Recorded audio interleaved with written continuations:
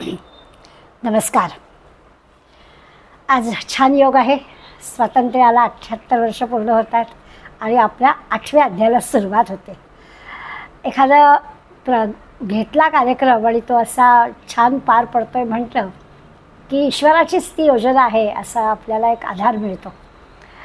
तर माझ्या सखीकडून अशा प्रकारे गीतेचा अर्थ समजावून घेण्याचं तुम्ही मान्य केलं आणि मला अभ्यासाला प्रवृत्त केलं, त्याबद्दल सुरुवातीला पुन्हा एकदा आज तुमच्या सगळ्यांचा आभार मानते. आणि 8व्या अध्यायाला पण सुरुवात करूया. 8व्या अध्यायातल्या पहिल्या 2 श्लोकामध्ये भगवंताच्या ह्या लाडक्या अर्जुनाने एका पाठोपाठ एक सगळे प्रश्न विचारलेत. आत्ता आपण श्लोक वाचता वाचताच आपल्याला कळलं असेल. आणि 3ऱ्या श्लोकापासून भगवान वाच करून भगवंतांनी उत्तर द्यायला सुरुवात केली. प्रश्न थोडक्यात विचारता येतो, उत्तर देताना आपल्या शिष्याचं समाधान होईल असं उत्तर द्यावं लागतं. त्यामुळे उत्तराला उर्वरित सर्व अध्याय उपयोगाला आणला आहे. प्रश्न 2 ह्याच्यात विचारून टाकले. या प्रश्नांची सुरुवात तसं म्हटलं तर 7व्या अध्यायाच्या अखेरीला भगवंतांनी केली आहे की, आणि त्याच्यातूनच हे अर्जुनाच्या मनात प्रश्न निर्माण झालेले आहेत.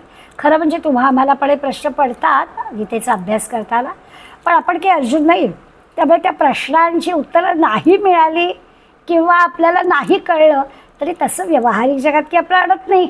त्यामुळे आपण थोडंसं नाही बाबा समजलं असं म्हणतो आणि पुढे जातो. आज आता आपण अर्जुनाच्या निमित्तानं या प्रश्नांची उत्तरं शोधणार आहोत.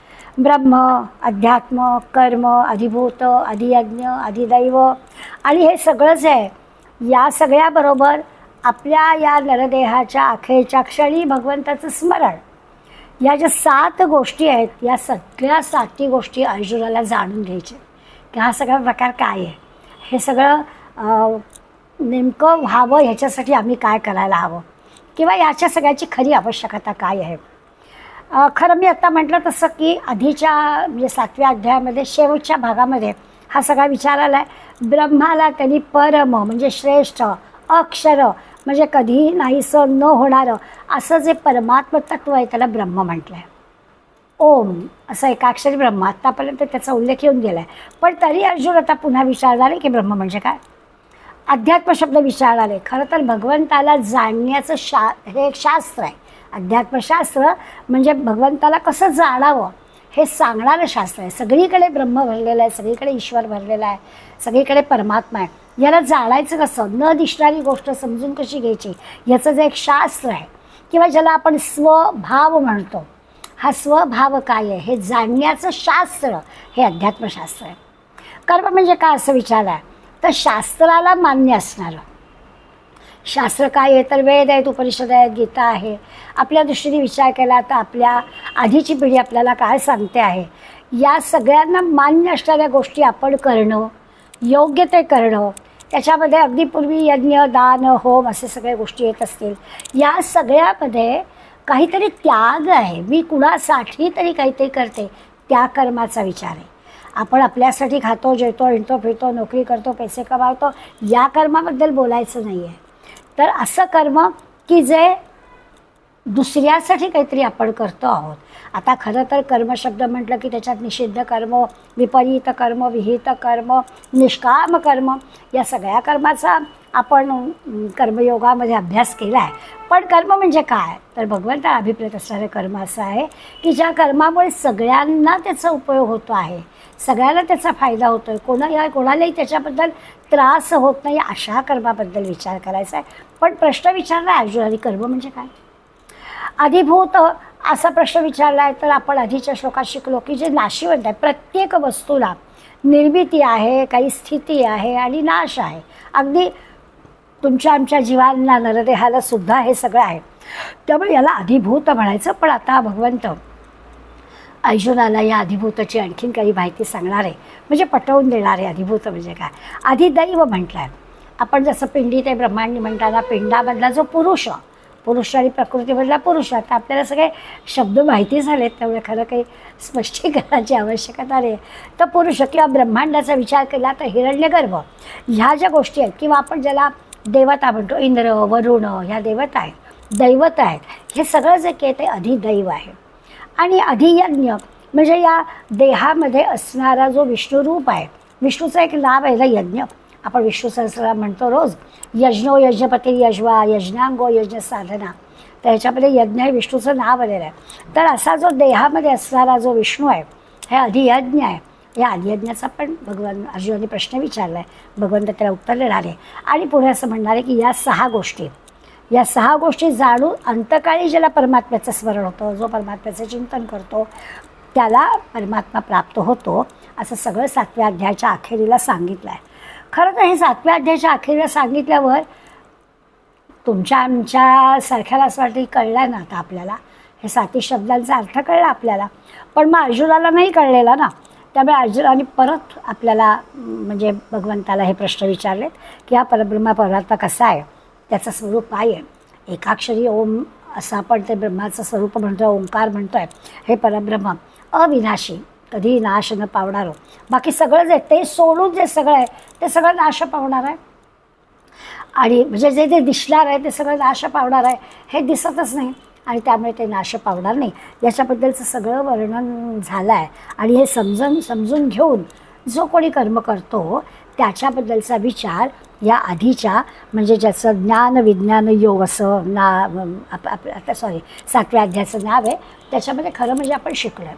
पण आता ह्याच्यामध्ये आपण पाहताना असं पाहणार आहोत की हा जो म्हणजे असा जो कोणी आहे त्याला मुक्त म्हणायचं, ज्याला हे सगळं कळतं आहे, 7 प्रश्नांची उत्तरं कळली आहेत आणि या सगळ्यामधून जो अगदी निष्काम पद्धतीनं कर्म करतो आहे, समजून घेऊन करतो आहे.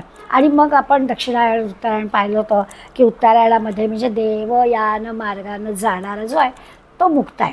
अशा मुक्तांनी या सगळ्या म्हणजे वेदाध्ययन केलं किंवा काय निष्काम कर्म केलं किंवा यज्ञ दान तप हे सगळं जरी केलं तरी याच्यातून मिळणाऱ्या फळाचा विचार त्याला नाहीच आहे ना, तो मुक्तच आहे. त्याला परमपद प्राप्त होणं स्वाभाविक आहे. त्यामुळे त्याच्याबद्दलचा विचार आपण ह्याच्यामध्ये केला आहे. पण म्हणून याला त्यांनी हे जे काही आहे मिळवायचं आहे, यातलं जे परमपद अक्षर नाश न पावणारं हे जे सगळं समजून घ्यायचं आहे ना, त्याच्यासाठी या अध्यायाचं नावसुद्धा त्यांनी अक्षर ब्रह्मयोग दिलं आहे की जे कधीही नाश पावत नाही, अशा ब्रह्माबद्दलची माहिती काढणं. पण पुन्हा माझ्या मनात तोच विचार आहे की 7व्या ज्ञानविज्ञान योगामध्ये हा विषय झालेला आहे आणि तरी देखील पुन्हा हे करतायत. पण आपल्याला एक लक्षात येईल की 7व्या अध्यायात जेव्हा याचा विचार केला त्याच्या अगोदर त्या अध्यायामध्ये भगवंतांनी काही आपल्याला भक्तांबद्दलची माहिती सांगितली. म्हणजे तेव्हा असं त्यांनी म्हटलं होतं, आपल्याला आठवेल की हे जे जाणून घ्यायचं भगवंत हे आहे ना, म्हणजे हे परमात्मा तत्व आहे ना, हे जाणून घेण्याचं तत्व ना दुर्लभ आहे, म्हणजे कठीण आहे. तत्वज्ञान इतकं सहज कळणारं प्राप्त होणारं नाही आहे. पण त्यांनी असं आपल्याला म्हटलं की ज्याला सगुण रूपातला ईश्वर कळला, सगुण रूपातला भगवंत कळणार, याला निर्गुण रूपाकडे जाता येईल, तो कळेल आपल्याला. म्हणजे जगाची उत्पत्ती स्थिती लय करणारा भगवंतच आहे. त्यांची जी काही परा आणि अपरा असे शब्द मागच्या 7व्या अध्यायात आपण वापरले होते. परा आणि अपरा म्हणजेच ज्ञान आणि विज्ञान, या शक्तीची महती त्याला कळते. ज्याला कोणाला सगुण रूपातला ईश्वर कळतोय त्याला हळूहळू या ईश्वरानेच हे सगळं निर्माण केलेलं आहे जग, की ज्याचं उत्पत्ती स्थिती लय आहे आणि याच्यामध्ये जे की परा अपरा आहे, ज्ञान विज्ञान आहे, हे ह्याचं सगळ्याचं महत्त्व याला कळतं. हे आपण सगळं 7व्या अध्यायात पाहिलं आहे. भगवंतच सगळं निर्माण करतो आहे, पण तो निर्माण त्यांनी केलं तरी तो कशातच नसतो, असं सगळं आपण पाहिलं होतं. त्यामुळे ना काय होतं, त्या भगवंताला जाणणं कठीण आहे. येत नाही जाणता ते त्यामुळे, कारण तो आहे पण दिसत नाही, त्याच्याशिवाय होत नाही, असं सगळं आपण पाहिलं आहे. पण या भगवंताला जर आपण शरण गेलो, न दिसणाऱ्या पण सगुण रूपामध्ये दिसणाऱ्या त्या भगवंताला जर आपण शरण गेलो तर तो आपल्याला मायेच्या पार नेतो. तो जरी दिसत नसला तरी सगुण रूपात दिसतोय ना, सगुण रूपात त्याला पाहायचं, पाहत पाहत पाहत पाहत असं लक्षात येतं. आणि मग ह्या सगळ्या दृश्य जगाच्या पलीकडे असणारं ते जे ब्रह्मपद आहे, तो जो परमात्मा आहे, तो आपल्याला समजतो, असं आपल्याला त्यांनी सांगितलं होतं, ज्ञानविज्ञानामध्ये सांगितलं होतं. अर्थात हे सगळं समजून घेणारे जे भगवंताचे भक्त आहेत ते पण 4 प्रकारचे आहेत असं भगवंतांनी सांगितलं, आपल्याला आठवत असेल. आर्त, जिज्ञासू, अर्थार्थी आणि चौथं ज्ञानी. तर ते सगळेच्या सगळे परमेश्वराला भगवंताला प्रिय आहे, पण तरी त्यातला ज्ञानी भक्त भगवंताला अतिशय आवडणार आहे. मला आवडणारा जो आहे तो ज्ञानी भक्त आहे असं त्यांनी स्पष्टपणे सांगितलं. हे पण सगळे आवडणार आहे, यांचं पण सगळं मी काय काय करतो, प्रियच आहेत मला. कामना ठेवून एखाद्याने भक्ती केली आणि त्याची कामना पूर्ण करतो मी. त्यामुळे आर्त, जिज्ञासू आणि अर्थार्थी हे सगळे भगवंताला प्रिय आहेत, तरी ते करू नये असं काही नाही. पण खरा जो माझा लाडका आहे तो असा ज्ञानी भक्त माझा लाडका आहे असं भगवंतांनी सांगितलेलं आपल्याला आठवेल. मग आता जे की सकाम भक्ती करणारे आहे किंवा जो भगवंत अव्यक्तच आहे, त्या अव्यक्त भगवंताला काही लोक व्यक्त मानतात, आपल्यासारखंच मानतात. आहे भगवंत अव्यक्त, परंतु त्याला व्यक्तच मानणारे आहेत. म्हणजे भगवंताचं जे खरं नित्य शाश्वत असं स्वरूप जाणत नाही, अशा सगळ्यांचं वर्णन भगवंतांनी केलं आहे. की काही हरकत नाही, भगवंत हा मला ह्या रूपात दिसतो आहे आणि तोच खरा आहे असं म्हणणारे पण आहेत आणि तेही आपल्याला माहिती आहे. पण ज्ञानी भक्त कसा आहे, तर ज्ञानी भक्ताला मात्र भगवंत असं म्हणतो की हे सगळे ठीक आहे, नरध्यात असताना ते सकाम आहेत, मला आपलं त्यांच्यासारखंच समजून वागतायत, मी पण व्यक्त रूपातलाच आहे असं त्याला वाटतं आहे, असे आहेत. पण ज्ञानी जो भक्त आहे त्या भक्ताला मी अंतकाळी प्राप्त होतो. त्याला आता या भवसागरात परत परत यावं जावं लागत नाही. आणि त्यासाठी एक अतिशय महत्त्वाची गोष्ट आहे की त्याच्या कर्माला भक्तीची जोड असावी लागते. समर्थांचा एक चांगला श्लोक आहे, नेहमी आपल्या म्हणण्यातला तो असतो, अनेकदा त्याचा आपण वापर करतो. सामर्थ्य आहे चळवळीचे, जो जो करील तयाचे, आपणच कर्म करायचं आहे, ते कर्म चांगलंच करायचं आहे, सगळ्या शक्तीनिशी करायचं आहे. त्यामुळे सामर्थ्य आहे चळवळीचे बरोबरच आहे, जो जो करील तयाचे त्याला यश मिळणार हेही खरं आहे, परंतु तेथे भगवंताचे अधिष्ठान पाहिजे. तो जो ज्ञानी भक्त आहे तो ज्ञानी भक्त चांगलंच कर्म करणार आहे, पण त्याला भक्तीची जोड असायला हवी.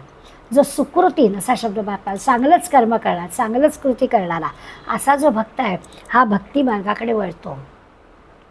आणि असा हा ज्ञानी असणारा आणि भक्ती मार्गाकडे वळणारा, उत्तम कर्म करणारा आणि भक्ती मार्गाकडे वळणारा असा जो आहे, अशा मंडळीच्या बाकी सगळी जी आहेत ना ती मंडळी खूप असतात, अशी मंडळी थोडी असतात की ज्ञानी पण आहेत आणि तरी सगुण भक्ती करत. नेहमी मी उदाहरण देते, आठवण करून देण्यापुरतं ते योग्य असतं की ज्ञानी म्हणजे काय, खरोखरच वेदांती असणारे आचार्य शंकराचार्य यांनी सगळ्या देवदेवतांची स्तोत्र रचली की नाही. म्हणजे ज्ञानी असणारा पण भक्त आहे, चांगली कर्म करणारा, समाजोपयोगी काम करणारा पण भक्त आहे. असंच अहिल्या वेळकरांचं उदाहरण आपल्या डोळ्यासमोर आहे की अत्यंत शिवभक्त आहे पण कर्तव्य कर्म अचूक करणारी आहे. अशा दोन्ही गोष्टींचं ज्या एकाच व्यक्तिमत्वामध्ये आपल्याला एकत्र दिसतं अशी मंडळी थोडी असतात.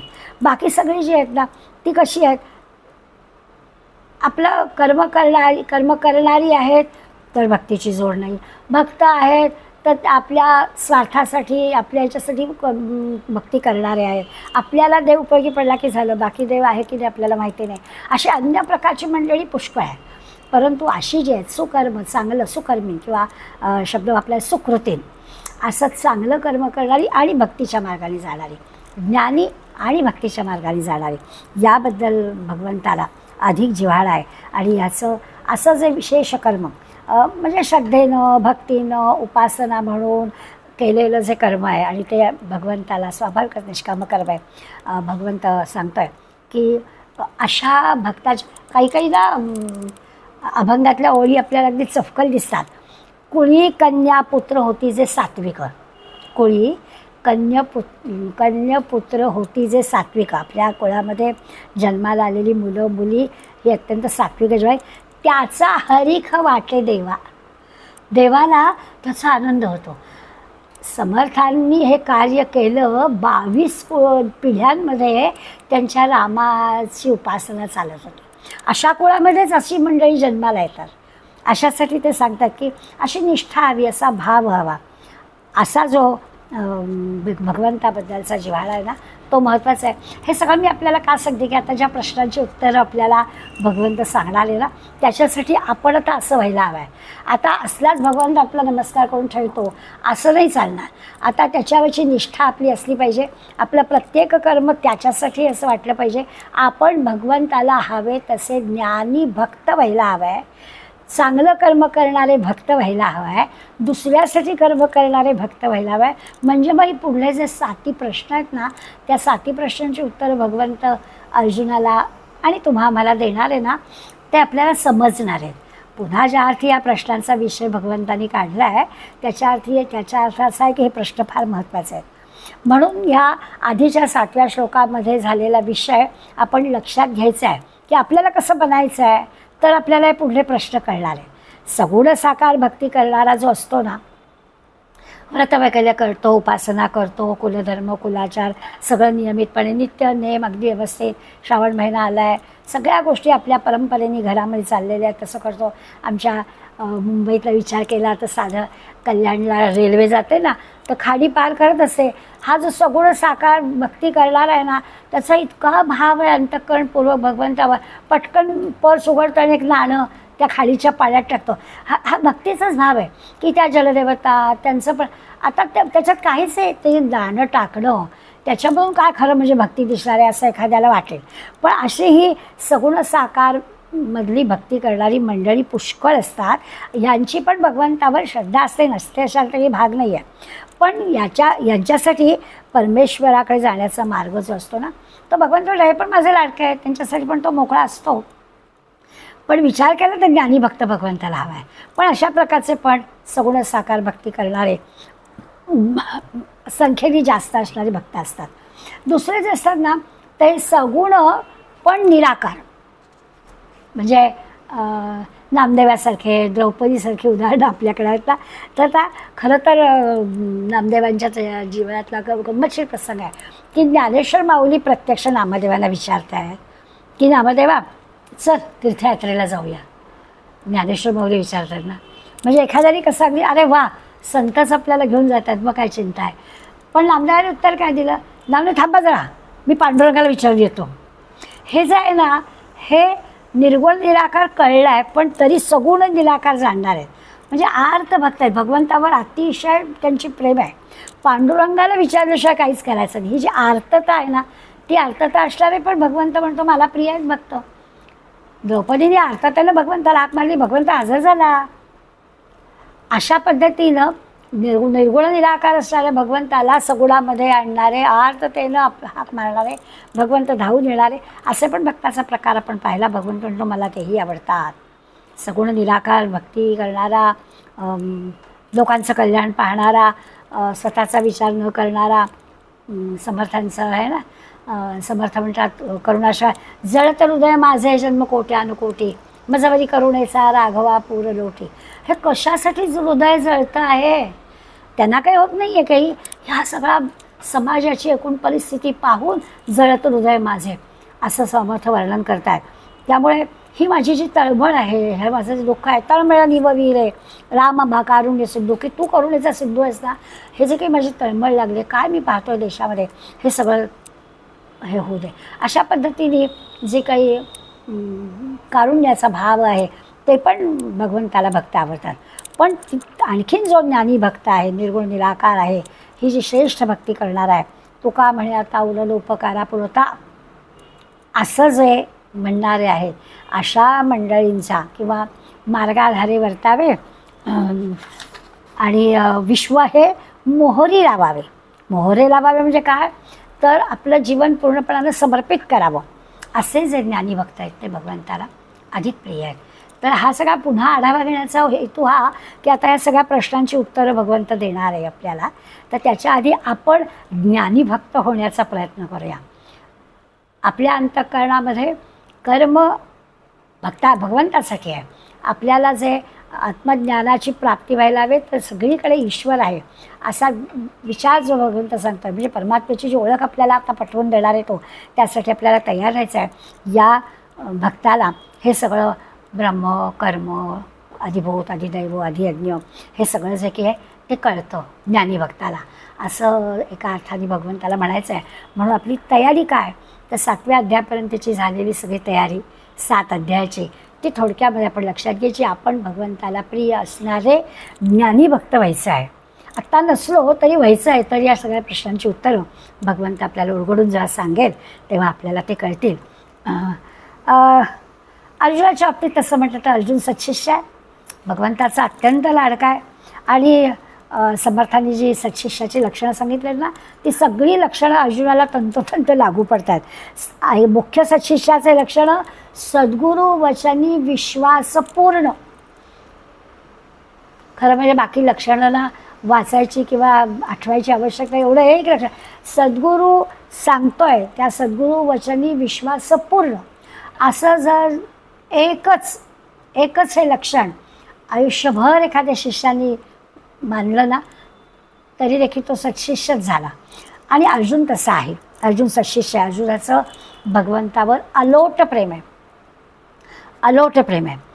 आणि आता खरं तर जिज्ञासेने त्यांनी हे सगळे प्रश्न विचारलेत. भगवंतावर प्रेम आहे, भगवंत जे उत्तर सांगेल ते अगदी यथायोग्य सांगणार आहे, आपल्याला समजेपर्यंत सांगणार आहे, ह्याची त्याला खात्री आहे. आणि त्यामुळे तो भगवंताला हे प्रश्न पाहतोय, त्या दृष्टीनंच तो भगवंताकडे पाहतोय की हा आपल्याला नक्की उत्तर देणार आहे. पण माऊलींनी ना या प्रसंगाचं गोड वर्णन केलं आहे. ज्ञानेश्वरी जर आपण उघडली तर 8व्या अध्यायाच्या प्रस्तावनेमध्ये माऊलींनी गोड वर्णन केलं आहे. माऊली असं म्हणतात की का होतं की भगवंता आता अर्जुन आता प्रश्न विचारणार आहे भगवंताला, पण भगवंताकडे तो पाहतोय आणि बोलतच नाही. भगवंत गप्पच. माऊली वर्णन करतात. आणि मग तेव्हा अर्जुन विचारेपर्यंत तो थांबला आहे. काही वेळा आपण असं पाहतो की शिष्याला काय हवं आहे ते भगवंताला आधीच कळलेलं असतं, सद्गुरूला आधीच कळलेलं असतं, आणि सद्गुरू सहजपणे सत्शिष्याच्या मनामध्ये असणाऱ्या सगळ्या शंकांचं निरसन करतो. इथे असं झालं, शांतच बसला देव. आणि शांत काय, तर अर्जुन विचारेपर्यंत त्याला विचारू दे, त्याला काय वाटतं ते. पण मग हे अर्जुनाच्या पण लक्षात येतं. आणि मग अर्जुन विचारतो, देवा हे तुझं 7 सांगितलेस ना 7व्या अध्यायाच्या शेवटी, ते मला परत समजावून सांग. आता 8व्या अध्यायाच्या सुरुवातीच्या 2 श्लोकांमध्ये अर्जुन ते परत प्रश्न विचारणार. हां, आणि मग हे 7 प्रश्न विचारतो. आता आपण श्लोक वाचला, आपण परत वाचा. किम तद्ब्रह्म, किम अध्यात्मम, किम कर्म पुरुषोत्तम. हे पुरुषोत्तमा, किम तद्ब्रह्म, हे ब्रह्म म्हणजे काय आहे? किम अध्यात्मम, अध्यात्म म्हणजे काय आहे? किम कर्म, कर्म म्हणजे काय आहे? अधिभूतंच किम प्रोक्तम, अधिभूत म्हणजे काय? अधिदैवम किम उच्यते, अधिदैव कशाला म्हणायचं? एका श्लोकात 5 प्रश्न विचारून झाले. लगेच पुढे अधियज्ञम कथम कोत्र, अधियज्ञ कशाला म्हणायचं? देहेस्मी मधुसूदन. आणि मग हे अधियज्ञ कशाला म्हणायचं म्हटलं आहे. आणि अस्मिन देहे कथम, या शरीरामध्ये कसं काय आहे तुझं वर्णन करतोयस. अत्र अधियज्ञ, हा अत्र म्हणजे आता ह्या देहामध्ये, पण त्या ह्याच्यात कसा काय तो अधियज्ञ? की नियतात्मभी प्रयाणकाले कथम नेहासी. मग ज्याचं चित्त तुमच्यामध्ये युक्त आहे अशा माणसाकडून, म्हणजे भगवंताशी जो जोडलेला आहे अशाच माणसाकडून अंतसमयी देह टाकताना तुम्ही कोणत्या प्रकारे जाणले जाता हे सगळं मला सांगा. पुन्हा सगळे 7 प्रश्न ह्या 2 श्लोकांमध्ये अर्जुनाने विचारले. मी मग अशी म्हटलं तसं की खरोखरच ना भगवंताचं अर्जुनावर अलोट प्रेम आहे. ब्रह्मर्षी नारदांना हा प्रश्न पडला होता. ब्रह्मर्षी नारद म्हणाले, असं काय मोठा अर्जुनाजवळ आहे की एवढा अर्जुन का लाडका आहे भगवंताचा? आम्ही पण सगळे भक्ती सूत्र रचली हो नारदांनी, त्यामुळे नारद पण चांगले भक्तच आहेत. पण भगवंताचा लाडका हा अर्जुनच आहे. काय असं अर्जुनाजवळ विशेष आहे? एवढं प्रेम भगवंत अर्जुनावर का करतो आहे? पण मग एकदा न राहून नारदांनी भगवंताला विचारलंच की असं काय त्याच्याजवळ आहे. आणि मग आपल्याला सगळ्यांना माहिती आहे की भगवंतांनी नारदाची ही शंका कशी दूर केली. नारदाला जाऊनच दाखवलं की अर्जुन झोपला आहे, आणि झोपलेल्या अर्जुनाच्या रोमातून कृष्ण कृष्ण कृष्ण कृष्ण असं जेव्हा नाम ऐकायला नारदांना मिळालं तेव्हा नारदांना कळलं की खरंच अर्जुन कृष्णाशिवाय राहूच शकत नाही झोपेत सुद्धा. असं असल्यामुळे भगवंताचा तो अतिशय लाडका आहे. दुसरं महत्त्वाचं आपल्यापुरतं असं आहे की बघा, आपल्या लक्षात येईल या सगळ्या आता 8व्या अध्यायापर्यंत आपण आलो, त्या प्रत्येक वेळेला आपण असं लक्षात आलं की या अर्जुनाला भगवंताजवळ काही विचारायला संकोच नाही आहे. तो निसंकोचपणानं आपल्या मनात येणाऱ्या सगळ्या शंका भगवंताला विचारतोय. माझ्या दृष्टीनं हेही महत्त्वाचं आहे. बऱ्याचदा असं होतं, नको बाई यांना आपल्या मनात काय काय येतं, उगाच काय विचारायचं त्यांना, त्यांचा कशाला वेळ घ्यायचा, मग आपण आपल्या मनातल्या शंका विचारतच नाही. म्हणजे हा आपला सद्गुरूजवळचा जो भाव आहे तो असा अर्जुन भगवंतासारखा असू शकत नाही. निसंकोचपणानं अर्जुन विचारतोय, कळलं नाही तर कळलं नाही म्हणतोय, आणखीन सांगा म्हणतोय. त्यामुळे हा अर्जुनाचा जो निसंकोचपणा आहे ना, अर्थात सांगणारा कृष्ण, ऐकणारा अर्जुन, सगळंच कसं छान जमलेलं आहे.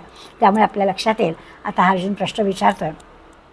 खरं तर असं आहे की हा अध्यात्म शब्द आता की आपल्याला नव्याने ऐकावं, पण तरी परत आता अध्यात्म म्हणजे काय विचारणार आहे. तर हे भगवंताला जाणणारं शास्त्र आहे असं आपण मगाशी म्हटलं. ते भगवंताकडे भगवंत जाणणारं किंवा त्याच्याकडे पोचून त्या तत्वातच विलीन कसं व्हावं हे सांगणारं शास्त्र आहे. भगवंत ओळखायचा आणि भगवंतात विलीन होऊन जायचं.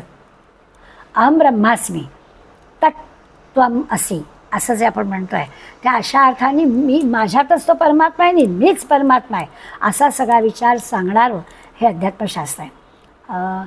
आध्यात्मिक म्हणजे खरं तर असं आहे की आपण जेव्हा दासबोधामध्ये त्रिताप शिकलो तेव्हा जो दासबोधामध्ये आध्यात्मिक ताप आपण समजून घेतला ना, तेव्हा आपण काय पाहिलं होतं की देहाला होणारे जे रोग आहेत, देहाला त्रस्त करणारे, देहाला वेदना देणाऱ्या गोष्टी आहेत, त्या सगळ्या आध्यात्मिक तापामध्ये येतात. मग आता भगवंत इथे जो अध्यात्माचा अर्थ काय सांगतोय ना तो आपण समजून घेऊया. कर्माबद्दल आपण खरं तर एक अध्याय शिकलो, सांगून झालेलं आहे. खरं म्हणजे निष्काम कर्म भगवंताला प्रिय आहे, पण तरी विहित कर्म कर्तव्य आपण कसं करायचं ते पण सांगतो आहे. आणि त्याच्या जोडी त्याच्या अनुषंगाने आपल्याला निषिद्ध कर्म किंवा अन्य सगळ्या काम्य कर्म अशा गोष्टी पण भगवंतांनी सांगितल्यात. इथं आता काय नेमकं त्याला अभिप्रेत आहे ते आपल्याला कळेल. म्हणजे एवढा कर्मयोगाचा अध्याय सांगून झाल्यावर सुद्धा अर्जुन जर प्रश्न विचारणार आहे तर इथे त्याला कर्म म्हणजे काय अभिप्रेत आहे ते आपल्याला कळेल. म्हणून अर्जुनाने कदाचित हा प्रश्न विचारला आहे. आपण नवीन अधिभूतबद्दल म्हणतो होतो की नवीन वस्तू किंवा नवीन व्यक्ती निर्माण होतं, काही काळ राहते. म्हणजे निर्मिती, स्थिती आणि लय असं आपण म्हणतो. प्रत्येक गोष्टी ही नाश पावणारी आहे. वस्तू आहे ती जुनी होते, जुनी होता होता तिच्यातलं उपयोगिता आहे ती संपून जाते असं आपण पाहतो. तर त्याला सगळ्याला अधिभूत म्हटलं. तर अधिभूत म्हणजे नेमकं काय, आम्हाला आपलं कळलं की काही नाही, हा कॉम्प्युटर आहे, नवीन होता, नवीन आणला, छान आहे, अनेक वर्ष त्याचा वापर झाला, पण हळूहळू असं लक्षात आलं काही काही याच्या गोष्टी आता आपल्याला तो शेवटी यंत्र आहे तर काही काळानं ते नाश पावणार आहे. आणि मग ते नाश पावलेलं आपल्याला कचऱ्यामध्ये टाकून द्यायला लागणारे, नवीन घ्यावं लागणार आहे. हे असं आपण दृश्य जगामध्ये बघतोच आहोत की. त्यामुळे या सगळ्या गोष्टीला अधिभूत म्हणतात. पण आत्ता पुन्हा एकदा त्यांनी हा प्रश्न निर्माण केला आहे, इथे त्याला अधिभूत म्हणजे नेमकं काय अभिप्रेत आहे. किंवा दैवतांबद्दल आपण पाहिलं की इंद्र, वरुण, सूर्य अशा देवता आहेत, इंद्रियांच्याही अधिष्ठान असणाऱ्या देवता आहेत. या सगळ्या देवतांबद्दल आपण विचार केलेला आहे. विशेषतः आपली इच्छा पूर्ण करणारी काही दैवत असतात आणि त्या दैवतांची आपण आराधना केली, पूजा केली, त्यांना आठवलं की आपली असणारी ती इच्छा ते पूर्ण करतात. मग इथं नेमकं भगवंताला अधिदैव म्हणजे काय अभिप्रेत आहे. असे सगळे होऊन गेलेले विषय पुन्हा जर येत आहेत तर त्याला काय अभिप्रेत आहे असा प्रश्न येईल. यज्ञकर्म असं आपण म्हटलं, मगाशी म्हटलं तसं यज्ञ विष्णूचं नाव आहे असं म्हटलं. मग आता अधियज्ञ म्हणजे काय आहे, या देहामध्ये जे तो राहतो आणि देहामध्ये राहतो म्हणजे नेमकं काय करतो की तो नुसता राहतो, अस्तित्व आहे आणि तो दिसत नाही आहे म्हणजे नेमकं काय आहे. तर आपण असं म्हणतो की ज्यांनी चित्त आपल्या संयमित केलेलं आहे तो देह टाकताना कोणत्या रूपानं जाणून देहत्याग करतो, आपल्या भगवंताला जाणलेलं आहे. अनेकांचं आपण वर्णन ऐकतो की त्यांना अखेरचं कुठंतरी विवेकाने थांबावं कारण आपल्याला देह टाकायचा आहे असं आधीच कळलेलं असतं. आणि मग या परमात्म्याची जी काही ओळख त्यांना पटलेली असते हे नेमकं काय आहे. मग त्यांना खरंच ते जे काही परमात्मा ते जाणून घेतात ते कोणत्या रूपाने जाणून घेतात, सगुण रूपाने जाणून घेतात का, निर्गुण रूपाने जाणून घेतात का, नेमकं त्याचं स्मरण करतात म्हणजे काय करतात, असा सगळा विचार इथे अभिप्रेत आहे का, असं सगळ्या शब्दांचे अर्थ भगवंत स्पष्ट करणार आहे. आणि तिसऱ्या अर्थात याचं कारण आहे काय की आपल्या पण मनामध्ये काही असं संभ्रम, संशय, शंका राहायला नको अशा पद्धतीनं आता या सगळ्या 7 प्रश्नांची उत्तरं भगवंत देणार आहे. तिसऱ्या श्लोकामध्ये भगवंत जे म्हणत आहेत ते आता खरं भगवान वाच म्हणजे भगवंत म्हणतात, पण भगवंत जे सांगतात ना ते त्रिकाला बाधित सत्य आहे. म्हणजे म्हणत होते तेव्हा भगवंतांनी असं सांगितलं, त्यांच्या उत्तरात बदल नाही होणार आहे. आपले जे प्रश्न असतात आणि आपली जी उत्तरं असतात ती प्रसंगानुरूप परिस्थितीनुरूप असतात. परिस्थिती बदलली की ते उत्तर बदलतं. किंवा एखाद्याला एक उत्तर दिलेलं असतं, दुसऱ्याला त्याच सिच्युएशनमध्ये दुसरं उत्तर आपण देतो. इथे भगवंताचं तसं नाही आहे. भगवंत अर्जुनाला सांगत असला तरी तुम्हा आम्हाला पण त्या प्रश्नाचं तेच उत्तर आहे. आणि म्हणून भगवान वाचामध्ये हे त्रिकालाबाधित सत्य असणाऱ्या गोष्टी भगवंत सांगणार आहे. म्हणून भगवान वाचा महत्त्व, सगळ्या प्रश्नांची उत्तरं भगवंत देणार आहे. आज आपण फक्त पहिल्या प्रश्नाचा विचार करणार आहोत, कारण आपली याची मनाची तयारी करण्यातच आपला वेळ खर्च झाला आहे. पण आता आपण तयार झालो आहे की भगवंताला आवडणारे ज्ञानी भक्त होण्याचा आपण प्रयत्न करतो आहे. तो ज्ञानी भक्त झाल्यावर आपल्याला सगळ्या प्रश्नांची उत्तर तो जे काही देणार आहे ती आपल्याला कळणार आहेत. आणि मग पहिला प्रश्न त्यांनी विचारला ना की तद ब्रह्म, हे ब्रह्म म्हणजे काय आहे. आणि तिसऱ्या श्लोकाच्या पहिल्या ह्याच्यात तरी भगवान बोललं अक्षरम परमम ब्रह्म, अक्षर परमम ब्रह्म, श्रेष्ठ ब्रह्म आहे. आता खरं ब्रह्मच म्हटलं त्याला श्रेष्ठ आणि कनिष्ठ कसं येईल, पण तरी भगवंतांनी असं म्हटलं अक्षरम परमम. आता अक्षर न अक्षरती, अक्षर म्हणजे न अक्षरती, ज्याचा कधीही नाश होत नाही, ज्याचा कधी घट होत नाही, ज्याची कधी वाढ होत नाही, जे कधी झिजत नाही, ज्याचा कधीच नाश होत नाही, असं जे की आहे, किंवा नाश करताही येत नाही, त्याचा होत नाही, करूही आपण शकत नाही, त्याला अक्षर असं म्हणतात. आणि असं जे अक्षर आहे म्हणजे जे सर्व काळी सर्व वेळी जसंच्या तसं असतं त्याला अक्षर म्हणायचं. 22,000 वर्षापूर्वी, 22,000 वर्षानंतर, आता केव्हाही असलं तरी जसं आहे तसंच जे राहतं त्याला अक्षर असं म्हटलं. म्हणजे या विश्वातली कुठली वस्तू किंवा कुठलीही व्यक्ती ही अक्षरं नाहीत, कारण ती जशी आहे तशी राहतच नाहीत. आणि त्यामुळे दिसणारी कुठलीच गोष्ट अक्षरं नाही. अक्षर ब्रह्म, झीज न होणारं, नाहीसं न होणारं, जसंच्या तसं असणारं कुठलं तर ब्रह्म, असं खरं म्हणजे उत्तर. अगदी बरोबर आहे. कुठलीही वस्तू की कुठलीही व्यक्ती ही काही कायम काय टिकणारी नाही, त्यामुळे ती काही अक्षरं नाही. प्रत्येक गोष्ट काही काळाने नाश पावणारच असते, त्यामुळे ती कशी अक्षरं असेल, ती अक्षरं आहे. मग आपण आता याचा विचार करूया. देशकाल वस्तू यांनी जे काही म्हणजे शब्द असतात ना, बद्ध झालेले शब्द असतात ना, त्यामध्ये सारखे बदल होतात. आता याच्यात बदल न होणारी गोष्ट आहे ना, म्हणजे जी नित्य आहे, कायमस्वरूप आहे, तिचा फक्त आपल्याला विचार करायचा आहे. आणि अशी गोष्ट समजून घ्यायची, दाखवता येणार नाही आहे, नाही तर सोपं होतं, परंतु दाखवता येणार नाही आहे. दिसली की तिचं उत्पत्ती स्थिती लय आलं, त्यामुळे जे दिसत नाही आहे त्या अक्षर ब्रह्माला आपल्याला जाणून घ्यायचं आहे. दुसरं असं की त्याला देशकालाची जागा पण नाही हो, सगळीकडेच ते व्यापून भरलेलं आहे, त्यामुळे त्याला तसं सांगता पण नाही, ब्रह्म नाही अशी जागाच नाही. ती जी अक्षर ब्रह्म गोष्ट आहे ती नाही अशी जागा नाही, आहे म्हणजे आहेच, कायमस्वरूपी आहे, कधीही त्याच्यात बदल होणार नाही, अशी जी ब्रह्मवस्तू आहे तिच्याबद्दल आपल्याला विचार करायचा. आता काही काही दिसणाऱ्या उदाहरणांच्या साह्याने न दिसणारं ब्रह्म समजून घेण्याचा प्रयत्न करायचा. आणि त्याच्यासाठी निरनिराळी निरूपणकार मंडळी असतात ना, त्यांच्या पुस्तकांचा आधार घ्यायचा की ती मंडळी काय सांगतात. आपल्याला नुसार अर्थ कळला की अक्षर ब्रह्म की असं आहे की त्याला कशाच्याही बंधनात अडकवता येत नाही, दिसत नाही आहे, दिसलं देशकाला बंधनात अडकत नाही, काळात अडकत नाही, कशातच अडकत नाही, कधीही झीज होत नाही, कमी होत नाही, नाश होत नाही, नाश करता येत नाही, वगैरे वगैरे. अशा या अक्षर ब्रह्माचं आपल्याला समजून घ्यायची आहे गोष्ट. मग काय करायचं, मग निरनिराळ्या पद्धतीने समजून घेण्याचा प्रयत्न करायचा. अक्षर म्हटलं की आपल्याला आपण लहानपणापासून पाटीवरती अक्षर लिहायला घेतली, त्याला 52 जी मराठीमधली अक्षर आहेत त्याला आपण अक्षर म्हटलं. आता तसं म्हटलं तर याचा जो गुण आहे तो याला लागू आहे की ते नाश पावत नाही असं म्हटलेलं आहे. उदाहरण म्हणून घेऊया की र हे अक्षर आहे समजा. आता र हे एक अक्षर, नाश न पावणारं र हे अक्षर आहे.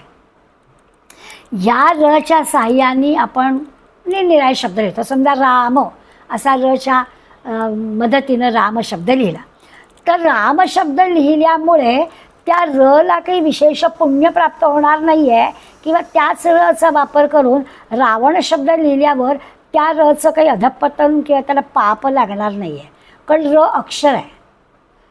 र हे अक्षर असल्यामुळे त्या अक्षराचा वापर करून तुम्ही राम लिहा नाहीतर रावण लिहा, त्या रला त्याचा काय दोष किंवा गुण काहीच नाही. हे जसं आहे त्याच्या सहाय्याने आपण राम किंवा रावण लिहू, पण दोन्ही शब्दांमध्ये असणारं र हे जे आहे त्याचा त्याच्यावर काहीच प्रभाव होत नाही. ते र आहेच. राम लिहिल्यामुळे ते प्रभावित होत नाही, रावण लिहिल्यामुळे त्याला काही दुःख पोचत नाही, वाईट ठरत नाही. म्हणून र हे जे अक्षर आहे ते अक्षर कायमस्वरूपी आहे. असा अर्थ समजण्यापुरतं आपल्या लक्षात येईल. अक्षर आता त्या वर्णमालेतल्या अक्षरांबद्दल विचार करायचा झाला तर बघ आणखीन पण एक गोष्ट लक्षात घेतली पाहिजे. भगवंतांनी आपली विभूती सांगितली ना, अक्षराणाम अकारोस्मी. मी या वर्णमालेतला मी आहे. आता वर्णमालेतला मी आहे असं का सांगितलं? अगदी सहज आहे. आपण सगळेजण पाहतो की बाकीची जी वर्णमालेतली अक्षर आहेत ती सगळी पायमोडकी अक्षर आहेत, त्याच्यात घातल्याशिवाय ते पूर्ण होतच नाही. प्रत्येक अक्षरामध्ये घातला की मग तो पूर्ण होतो. त्यामुळे अक्षरम ब्रह्म परमम हे परम अक्षर आहे. त्यामुळे भगवंत जी आपली विभूती सांगतो आहे अक्षराणाम अकारोस्मी, तो अक्षर ह्या सगळ्या 52 म्हणजे ह्या वर्णमालेतले जे 52 अक्षर आहेत त्याच्यामधला अतिशय महत्त्वाचा काय, कारण तो प्रत्येकात लागतो. संस्कृत जाणणाऱ्यांना लगेच लक्षात येईल की प्रत्येक पायमोडक्या अक्षरात घातल्यावर मग ते मूळ होतं.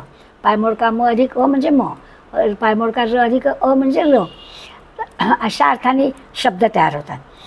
तर त्याला जे आहे ही विभूती आहे, तर ते जे अक्षर आहे ते कसं आहे ते आत्ताच्या व्याख्येत बसणार आहे.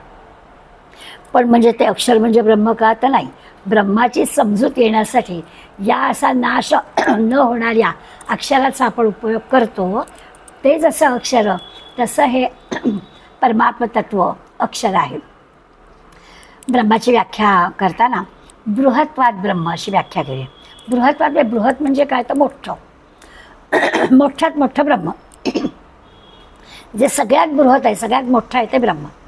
समजा आपण आपल्या या देहाचा विचार करूया आणि याच्यातलं ब्रह्म समजून घ्यायचा प्रयत्न करूया. देहाच्या दृष्टीने विचार केला तर त्याचा अर्थ पटापटा कळतो आपल्याला. मग आपल्याला लक्षात याचं सगळ्यात खरं महत्त्वाचं काय, आपण नेहमी विचार करतो ना की हे सगळं का करायचं. दुपारची वेळ, जर भूक नावाची पोट नावाची गोष्ट नसेल ना तर आपल्याला एवढ्या सगळ्या गोष्टी करायलाच नको. बरं, ती जी काही पोट नावाची गोष्ट आहे ना ती तृप्तच होत नाही हो. दुपारचं जेवण झालं ते रात्री लागतंच आहे आपल्याला. तर पोट ही गोष्ट आहे ती सगळ्यात मोठी आहे. पण त्यापेक्षा मोठा प्राण आहे. समजा एक वेळ भुकेशिवाय राहतो, प्राण जाईल ना, त्याच्यापेक्षा प्राण मोठा आहे. प्राणापेक्षा मोठं मन आहे. मनाने ठरवलं तर त्या प्राणावर सुद्धा आपल्याला राज्य करता येईल की मन महत्त्वाचं आहे. मनापेक्षा मोठी बुद्धी आहे. बुद्धीपेक्षा महत्त्व जे आहे ते सगळी प्रकृती आहे. आणि प्रकृती म्हणजे ही जी प्रकृती मोठी आहे आणि ज्यावर हे सगळं अधिष्ठित आहे त्या सर्वांचं अधिष्ठान परमात्मा आहे. ते जे परमात्मा परब्रह्म आहे ते सगळ्यात मोठं आहे. म्हणून परमब्रह्म सगळ्यात श्रेष्ठ, सगळ्यात मोठं, सगळ्यात अक्षर, कधीही नाश न पावणारं असं ते ब्रह्म आहे. म्हणजे इतर सगळ्या गोष्टींचं सहाय्य घेऊन आपण त्या 3 शब्दांचा अर्थ लावणार आहोत. आता ब्रह्मशब्दाच्या व्याख्येतली ब्रह्म कळलं, पण सगळ्यात मोठं ब्रह्म म्हटलं तर ते मोठं कसं, श्रेष्ठ म्हटलं तर श्रेष्ठ कसं. तर या सगळ्याला कशापेक्षा तरी मोठं काहीतरी, कशापेक्षा तरी मोठं काहीतरी, पण या सगळ्यावरती जे काही गाजवणारं आहे किंवा या सगळ्याचं अधिष्ठान म्हणून जे काही आहे ते परमात्म तत्वच आहे. निर्मितीच त्यांनी केलेली आहे. त्यामुळे ते सगळ्यात श्रेष्ठ परमात्म तत्व आणि म्हणून ते सगळ्यात मोठं, म्हणून ते अक्षर, म्हणून ते परम, म्हणून ते श्रेष्ठ. आता ब्रह्माची व्याख्या करताना त्यामध्ये कसलीही मर्यादा घालता येत नाही. कशी मर्यादा घालणार? मग अशी म्हटलं की देशकालाचं पण मर्यादा घालता येत नाही. म्हणजे त्या ब्रह्माची अशी मोजमाप करता येत नाही. कुठल्या पट्टीने त्याला मोजताच येणार नाही. ब्रह्म कसं मोजणार जे सगळीकडेच भरून राहिलेलं आहे. त्यामुळे कुठल्या मोजण्याच्या पट्टीमध्ये ते बसवता येत नाही. किलो नाही, लिटर नाही, इंच नाही, मैल नाही, किलोमीटर नाही, काही त्याला चालत नाही. जसं आपल्या बाबतीत आपण म्हणतो ना की 4 फूट 11 इंच उंची आहे, काय 56 किलो वजन आहे, काहीतरी आपल्याला आपलं उंची वजन जाडी काहीतरी सांगता येते. म्हणजे आपण स्वतःला कुठल्या तरी पट्टीत बसवून ठेवतो. मोजमापाची पट्टी आपल्यासाठी आहे. ब्रह्मालाही मोजमापाची पट्टीच नाही, त्याला मोजताच येत नाही, कारण ते मुळी मर्यादित नाहीच आहे ना, अमर्याद असणार असं आहे, त्याला मोजणार कसं? त्यामुळे सुद्धा आपल्या एकेका तुलनेतून आपण लक्षात घेता येईल. अक्षराशी, व्याख्येशी, आपल्या पिंडाशी, शरीराशी, मोजमापाशी, देशकालाची, अशा जर आपण तुलना केल्या तर हे वेगळं का आणि हे श्रेष्ठ का आणि हे अक्षर का, हे आपल्याला कळावं याच्यासाठी असं वर्षी. कारण ते मर्यादेच्या पलीकडे अमर्याद असणारं असं ब्रह्म असल्यामुळे ते जे परमात्म तत्व म्हणजे ब्रह्म ते श्रेष्ठ असं म्हणता येईल. 7व्या अध्यायामध्ये भगवंतानी प्रणव सर्व वेदेशो असं म्हटलं ना, म्हणजे वेदांमध्ये प्रणव हा जो आहे तो सगळ्यात सर्वश्रेष्ठ. एकाक्षरी ओंकार, ओम असं ज्याला आपण म्हणतो, प्रणव म्हणतो, ते एकाक्षर ब्रह्म असं म्हटलं. ते परम अक्षर म्हणजे एकाक्षर ब्रह्म, ओम हे एकाक्षर ब्रह्म. निरनिराळ्या ठिकाणी मांडुक्य उपनिषदामध्ये सुद्धा ओंकाराबद्दलचंच हे उपनिषद आहे. सगळे जे काही 12 श्लोक आहेत त्या मांडुक्य उपनिषदामध्ये, पण ते सगळेचे सगळे श्लोक ह्या एका ओंकाराचं महत्त्व सांगणारे आहेत. आता त्याचा जर आपण विचार केला तर आपल्या एक लक्षात येईल, प्रत्येक शब्द, ओम हा शब्द आहे, त्या ओम शब्दासाठी आपण लक्षात घेईल प्रत्येक शब्दाचे 2 भाग असतात. हां, आणि ते 2 भाग म्हणजे कसं आहे, तर एक भाग असतो आपल्याला आता तो शब्द उच्चारल्यावर ऐकू येतो म्हणजे नादात्मक, ओम असं म्हटलं की आपल्याला तो ऐकू आला म्हणून तो नादात्मक भाग आहे. आणि दुसरा जो आहे तो ओम आपण काढला म्हणजे त्याचा आकारात्मक पण भाव झाला.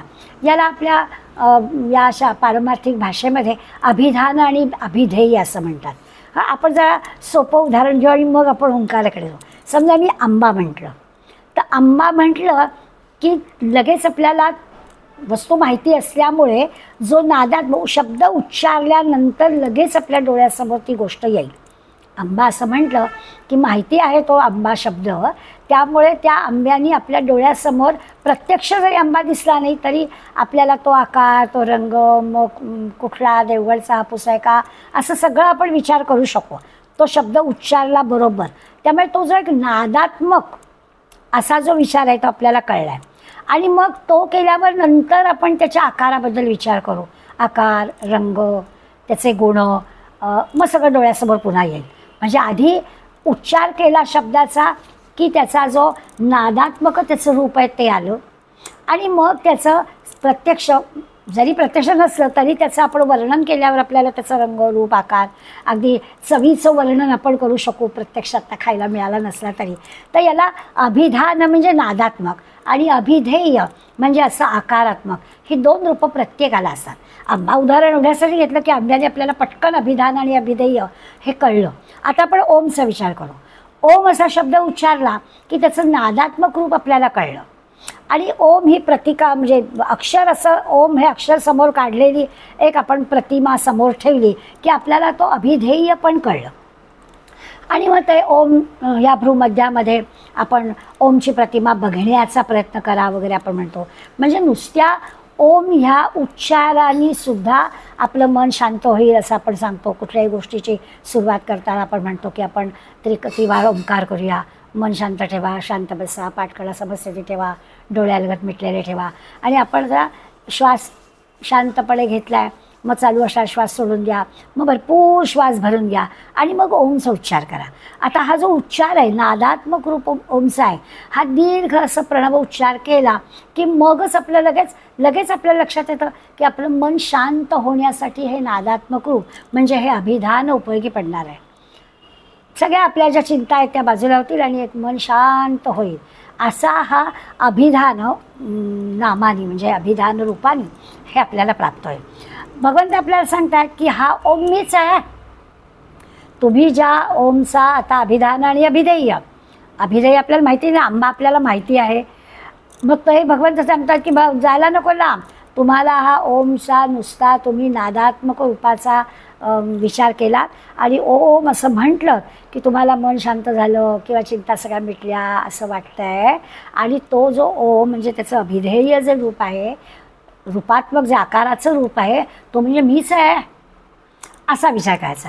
आता हे जे काही आहे भगवंत सांगतायत की तो ओम मी आहे म्हणजे अक्षरम ब्रह्म परमम, तो अक्षर म्हणजे परमात्माच कसा आहे, अक्षर ब्रह्म आहे ते कळेल. आता खरं तर यातून आपण सगळं लक्षात असं घ्यायचं की सोपं, म्हणजे ज्ञानीभक्तच व्हायचं आहे हे बरोबर आहे, पण एवढ्या सगळ्या याच्यातून लक्षात घ्यायचं सोपं काय, तर नामसाधना महत्त्वाची. नाम घ्यावं, कुठलं तरी नाम जे आपल्याला सद्गुरूंनी दिलं असेल, जे की आपल्याला वाटतं आहे की ह्या नामाने मला बरं वाटतं, ते नाम घेणं हा खरा म्हणजे त्यातला अर्थ आहे. आपलं लक्ष एका नामावर केंद्रित ठेवणं एवढं आपल्याला पुरेसं. आपल्याला आवडेल त्या दैवाचं, आवडेल त्या म्हणजे समजा आपल्याला सद्गुरूंनी दिलं असेल तर तसं, पण ते नाम घ्यायचं, त्या नामाचा जप करायचा. ते किती घ्यायचं, तर आपल्या श्वासागणिक घ्यायचं, अखंड घ्यायचं. ते जे नाम आहे ते अक्षर ब्रह्म आहे. मग कोणी श्रीराम जयराम जय जयराम म्हणेल, ओम राम कृष्ण हरी म्हणेल, गणगणात बोते म्हणेल, या कुठल्याही नामाच्या सहाय्यानं भगवंताला ब्रह्मरूपानं जाणायचं. ज्ञानी भक्तांनी सुद्धा या नामाचा अभ्यास करायचा, असं खरं आहे. प्रत्येक श्वासाबरोबर ते नाम घ्यायचं. मग आपण जे नारदांना प्रश्न पडला होता आणि भगवंतांनी अर्जुन माझा लाडका का आहे ते जे दाखवलं, तसं रोमारोमातून आपल्या नाम येणं असं जर झालं तर जो 7वा प्रश्न येणारे सावकाश येतो, पण आपली आत्ता लगेच आठवण होते की प्रयाणकाली सुद्धा येईलच तो. कारण अखंड जर आपण ते घेणार आहोत, रोमारोमामध्ये आपल्या जर भगवंत भरलेला आहे, अक्षर ब्रह्म परम आहे, तर तो प्रयाणकालाच्या वेळेला पण चालूच राहील. मग काही वेगळं करावंच लागणार नाही. असं हे नामजपाचंच महात्म्य आपल्याला खरं म्हणजे सांगायचं आहे. परंतु ज्ञानीभक्ताला ना असं नुसतं सांगून पुरत नाही ना. तर आपला भाबडा भक्त असतो त्याला ठीक आहे, अरे आपल्या 13 माळा कर, आणि मग तो प्रामाणिकपणे करतो. 13 माळा झाल्याशिवाय पाणी पण तोंडात घेणार नाही. किंवा आपण नेहमी समर्थांच्या त्या कोंडीबा धनगलाची गोष्ट सांगतो की तो पण बिचारा हा अशिक्षित आहे, त्याला माहीत नाही, त्या दाढीवाल्या बाबांनी सांगितलं आहे तसं मी करणार, असं तरी विश्वास पाहिजे. तसं आपलं नाही ना. एकीकडे भगवंत म्हणतो मी ज्ञानीभक्त व्हा.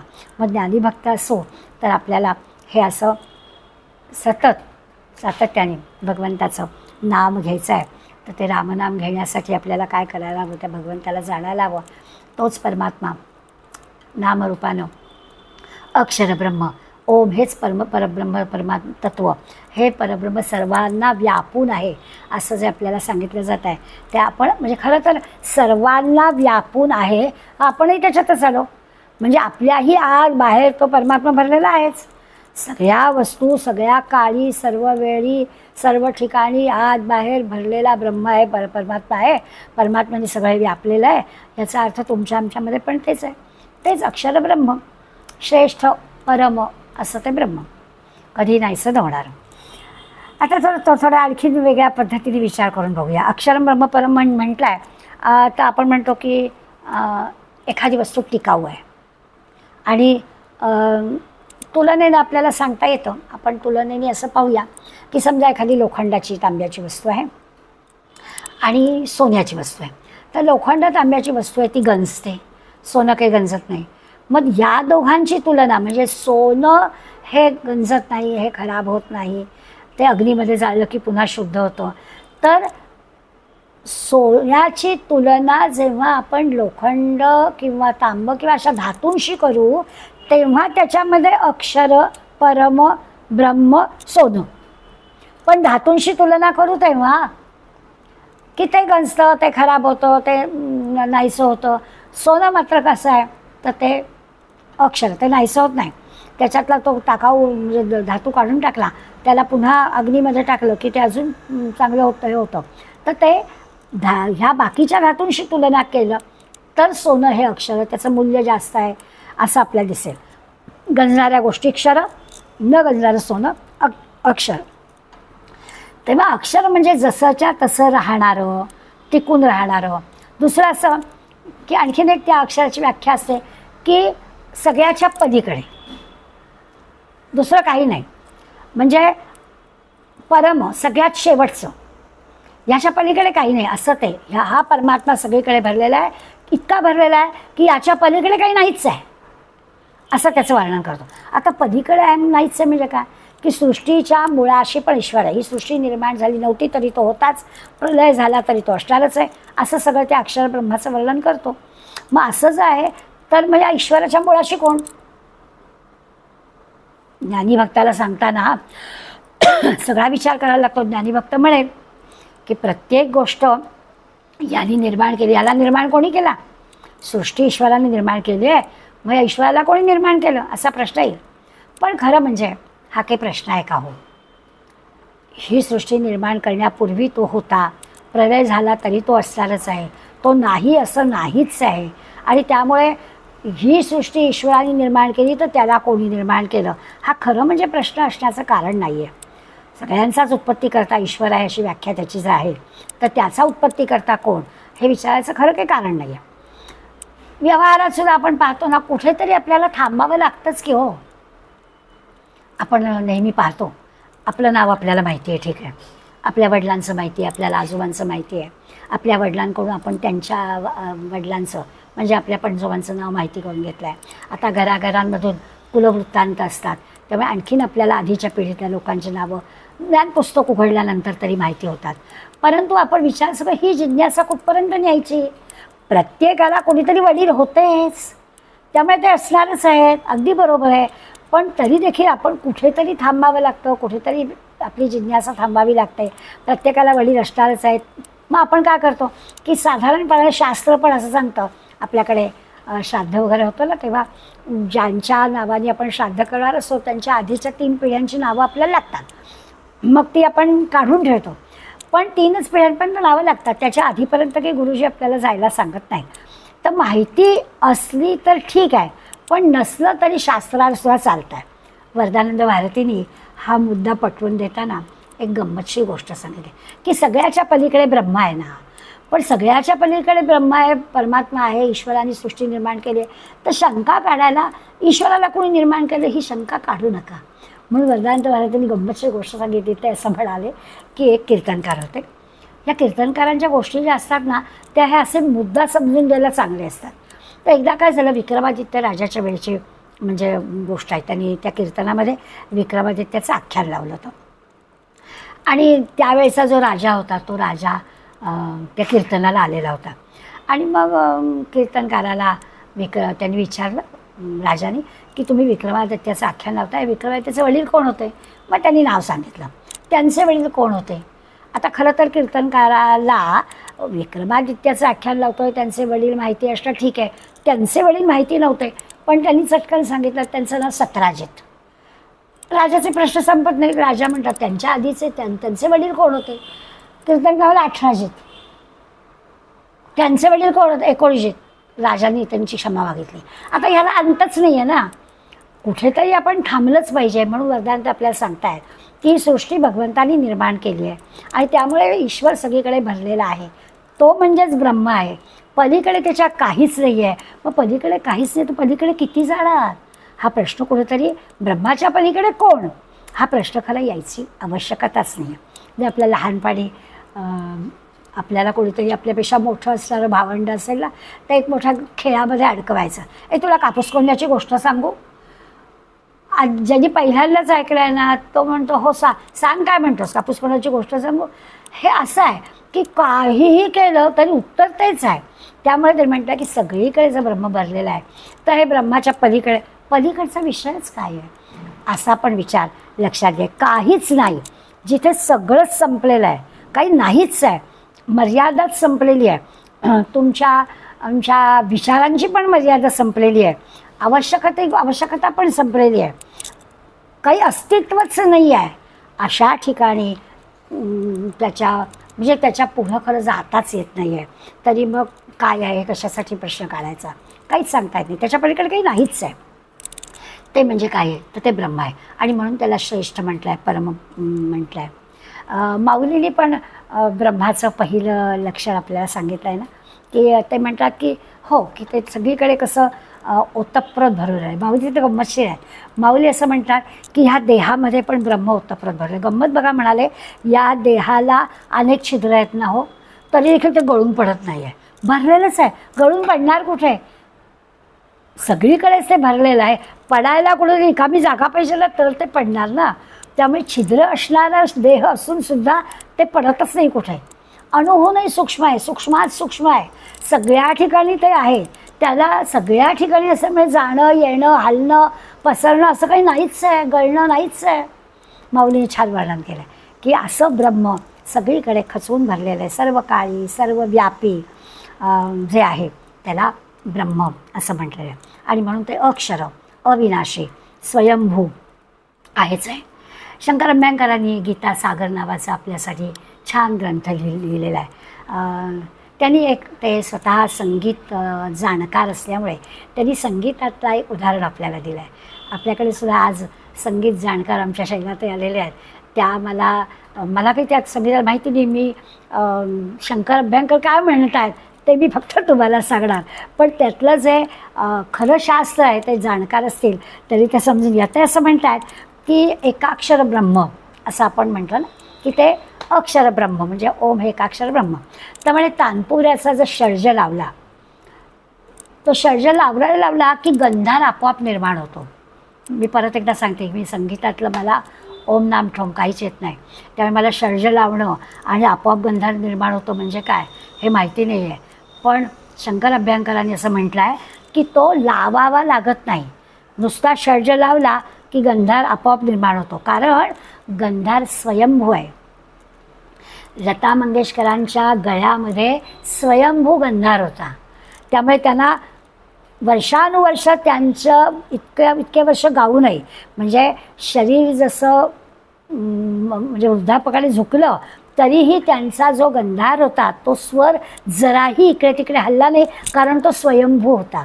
त्यांनी काही निर्माण केलेला नव्हता, स्वयंभू असणारा होता. ही जी काही सुरेलता आहे ना ती त्या गंधारामुळे त्यांना प्राप्त झालेली होती. याला शास्त्राची बैठक आहे, शास्त्राधार आहे की तो स्वयंभू आहे, तो आहेच आहे.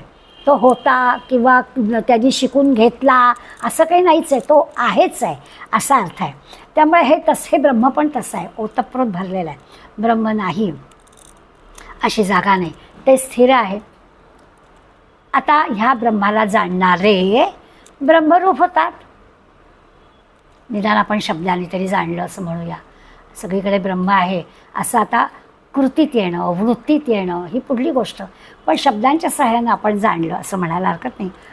तर असे जे ब्रह्म जाणणारे आहेत, ब्रह्मरूप होणार आहेत, ब्रह्मज्ञानी आहेत, ब्रह्म अक्षर, तसं हे ब्रह्मज्ञानी पण अक्षर, ते पण काही नाश पावणारे नाही, ते पण काही कमी होत नाही, ते पण काही झिजत नाही, ते कोणत्याही काळी जसेच्या तसे परम श्रेष्ठ असे असतातच.